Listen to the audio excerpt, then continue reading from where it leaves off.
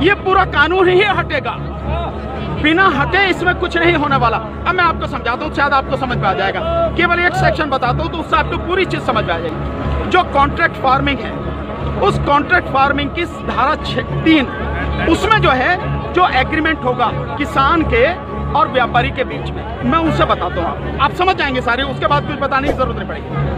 उस धारा 3 में लिखा है कि किसान के और व्यापारी के बीच में जो एग्रीमेंट होगा उसमें यह लिखा जाएगा, नंबर 1, किसान को अपनी जमीन पर कौन सी फसल उगानी है। नंबर 2, उस फसल का ग्रेड क्या होगा, स्टैंडर्ड क्या होगा और उसकी क्वालिटी क्या होगा।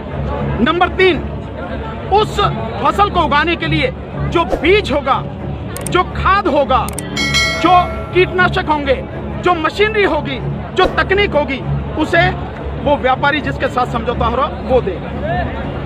इसके बाद उसी एग्रीमेंट में लिखा जाएगा इसकी कीमत क्या होगी। जो फसल उगाएगा, जब फसल पक के तैयार हो जाएगी तो किस कीमत पर व्यापारी खरीदेगा, ये भी लिखा जाएगा। साथ में ये भी लिखा जाएगा कि इस फसल की कितनी बार चेकिंग होगी, तो बोते समय, फसल जब बढ़ रही होगी उस समय, और जब फसल कट के व्यापारी खरीदेगा उस समय 3 समय उसकी चेकिंग होगी। अब मैं आपको समझाता हूं, एक बहुत मोटे से उदाहरण से समझो। ये मानिए कि इसके कानून के हिसाब से पूरे देश की जमीन, पूरे देश की जो किसानों के पास जमीन है उसका जो व्यापारी हैं उनसे एग्रीमेंट हो गया। व्यापारियों से एग्रीमेंट होने के बाद सारी जो फसल है वो कहां जाएगी, व्यापारी के घर में। इसका मतलब ये हुआ कि सरकार के पास खरीदने के लिए एक दाना नहीं बचेगा, सारी की सारी फसल व्यापारी खरीद के ले जाएगा। और व्यापारी कितनी फसल खरीद सकता है, पहले उस पर प्रतिबंध था, अब इसेंशियल कमोडिटीज एक्ट यानी आवश्यक वस्तु अधिनियम से वो बैरिकेड हटा दी गई। यानी कि जो एक लगा रखा था बैरियर कि इससे ज्यादा नहीं कर सकते, लिमिट लगा रखी थी, लिमिट वो खत्म कर दी। इसका मतलब व्यापारी जितनी चाहे फसल खरीद के अपने गोदाम में रख सकता है।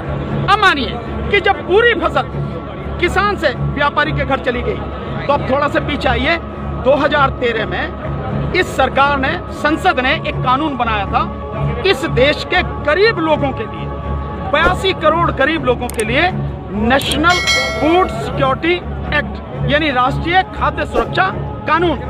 उसके तहत 82 करोड़ लोगों को 3 रुपए किलो चावल, 2 रुपए किलो गेहूं और 1 रुपए किलो मोटा अनाज देना था। अब मैं आपसे सवाल पूछता हूं, अब समझें आप कुछ।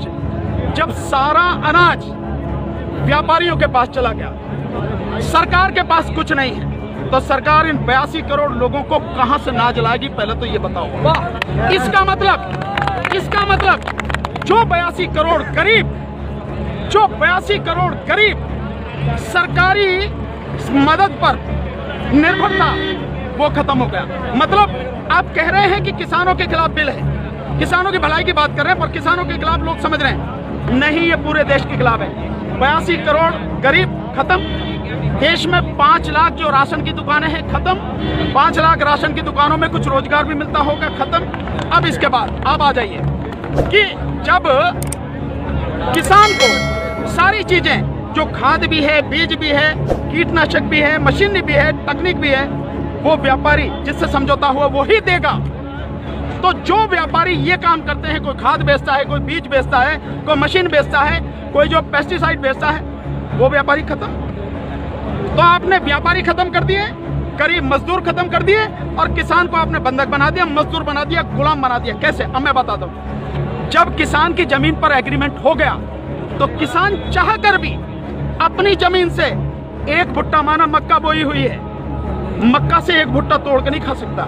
आज की तारीख में तो जाओ, मक्का से एक नहीं 10, 20, 50 जितने भुट्टे तोड़ के खाने खाओ, खूब सेक के, यानी है रिश्तेदारों को भी ले जाओ। साथ में गन्ना अगर बो रखा है, एक गन्ना नहीं खा सकता। क्यों? क्योंकि व्यापारी से समझौता है। अगर एक गन्ना टूट लिया तो फिर उसके बाद में व्यापारी लड़ते रहो, आप एसडीएम के यहाँ, एडीएम के यहाँ, हो गया ना। मतलब यह है कि अपनी ही जमीन पर मैं अपने लिए, अपने बच्चों के लिए अगर मन करता है, जो फसल मैंने उगाई है, मेरी मेहनत की फसल है, उसमें से एक दाना नहीं ले सकता। ऐसे कानून का क्या करूंगा मैं? और इस कानून ने व्यापारी खत्म कर दिया, इस कानून ने मजदूर खत्म कर दिया, और साथ में जो किसान है, किसान को इतनी भी मोहलत नहीं दी गई आज की तारीख में तो किसान किसी भी जगह से दूर से जाके यहाँ से ठीक नहीं मिला तो वहाँ से ले ले, वहाँ नहीं मिला तो वहाँ से ले ले, यहाँ से कम में मिला तो यहाँ से ले ले। खाद है, बीज अपनी मर्जी से ले सकता, इसके बाद नहीं, इसके बाद तो व्यापारी ही देगा। इसका मतलब यह हुआ कि चंद व्यापारियों के हाथ में इस पूरा देश जाने वाला है। और जब व्यापारी के साथ में समझौता हो गया तो कोई बैंक भी किसान को लोन नहीं देगा, कोई भी बैंक। इसका मतलब यह हुआ कि अगर उसे पैसा चाहिए किससे लेगा? एक ही रास्ता बचा, उस व्यापारी से। तो सरकार कहती है ना कि जमीन नहीं जाएगी, ऐसे जाएगी जमीन। उसी व्यापारी से जब वो कर्जा लेगा, धीरे धीरे कर्जा बढ़ता चला जाएगा, और कर्जा बढ़ता चला जाएगा, व्यापारी का ब्याज बढ़ता चला जाएगा। लिहाजा जो किसान है अपनी ही जमीन उसी व्यापारी को बेचने पर मजबूर हो जाएगा। अब थोड़ा सा पीछे जाओ, आपको लेके जाता हूँ। 1947 से पहले क्या था? इस देश में जो साहूकार होते थे वो ऐसे ही करते थे, किसान को ब्याज दिया और वो ब्याज क्या मतलब पैसा दिया, वो पैसे पे इतना ब्याज, ब्याज पर ब्याज, किसान की पीढ़ियां गुजर जाती थी, कर्जा नहीं उतरता था और सारी जमीन जो साहूकार के यहाँ पे चली जाती। मदर इंडिया, ये मदर इंडिया देखो, और नए उसमें देखो धर्मेंद्र जी की गुलामी देखो आप, और अगर पढ़ना हो तो गोदान पढ़ो मुंशी प्रेमचंद जी का। ये सारी चीजें मजदूर बन जाते हैं। बिल्कुल, बट पहले वो अपनी ही जमीन पर बंधुआ मजदूर बनेगा, उसके बाद में अपनी ही जमीन पर गुलाम बन जाएगा। ये है इस कानून का परिणाम जो आगे तक नजर आता है। तो सरकार ये ना समझे हमें नहीं मालूम,